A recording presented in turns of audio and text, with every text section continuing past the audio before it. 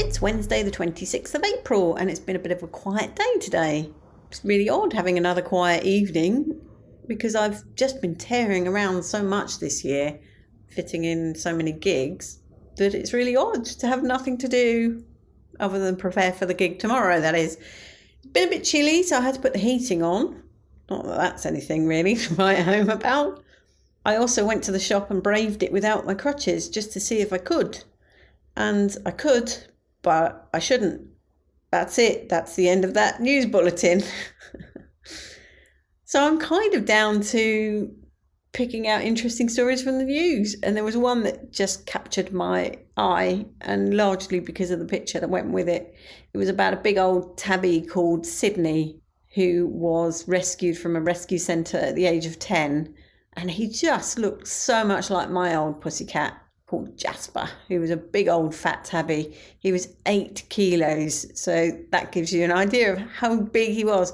Every time I took him to the vet, I was told he's got to lose weight, he's got to lose weight. But what can you do? He was a big old bruiser and he just went around the neighbourhood and helped himself to other cats' dinners. Nothing really I could do about that. So anyway, this article was about this rescue cat, 10 years old. And one day he came back with something in his mouth that his new owner thought was, a dead rodent or something.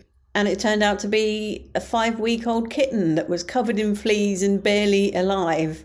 So little Sydney had decided to rescue this cat. I just think that's so sweet.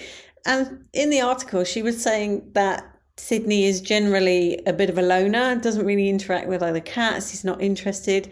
So she was very surprised that he would have rescued this kitten. But it shows that even cats can have compassion.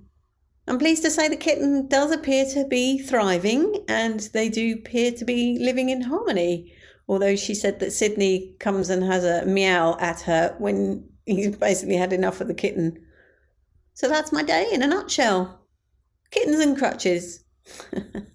Much love and gratitude.